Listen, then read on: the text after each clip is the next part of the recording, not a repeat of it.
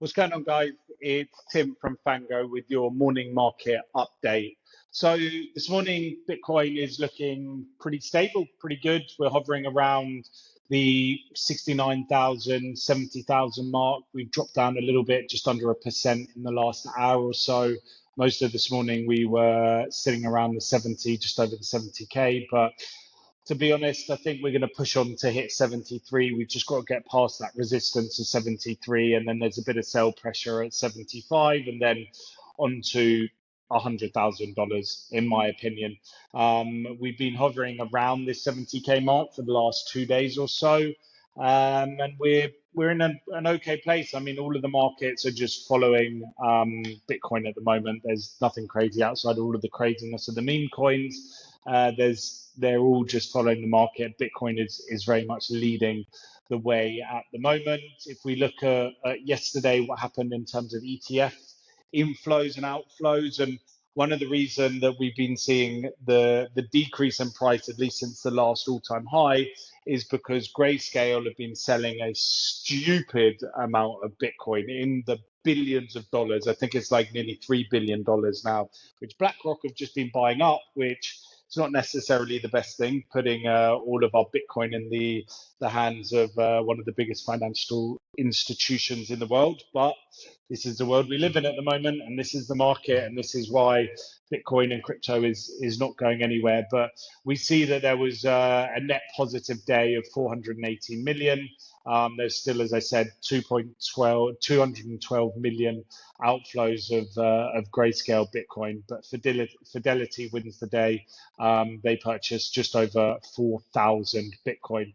Hodl 15 Capital, you guys should follow. They're an amazing channel to or Twitter channel to follow, and really looking at the inflow and outflow in the crypto market and in primarily Bitcoin. As you know, we're all about sports here, and we are looking at the sports market. In terms of the sports category, we're down a little bit, down $3.9 billion, controlled as always, as I say, by Flow and by Chili's. All of them are up, and then you've got Sweat Economy. So all of them are up around 20% for the last 7 days. And then if you start looking at the move to earn, then you're looking at GMT, Sweat Economy, Step App, Steppen, Green Satoshi. They're all sitting up around the 20 to 30% mark.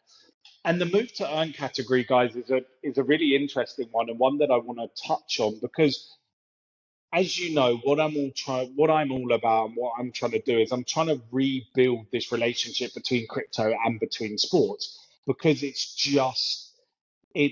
this relationship has been screwed because of all of these cash grabs, clubs doing it badly, and people being misinformed around the opportunities within crypto.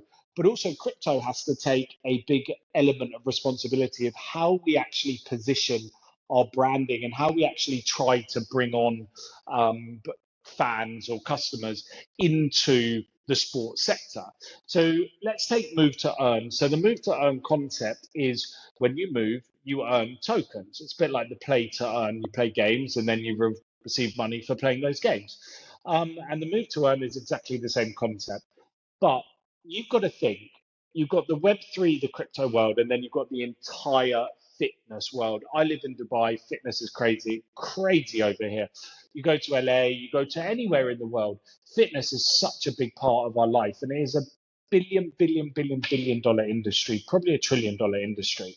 And it's just the Web3 world is wanting to tap into it, but it's not talking to the way fitness people want to be spoken to.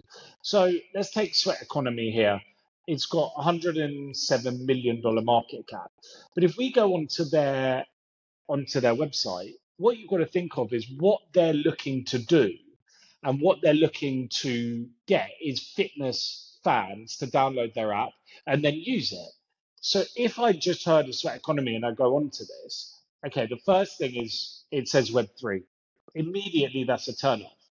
Then you go down and it's like roadmap.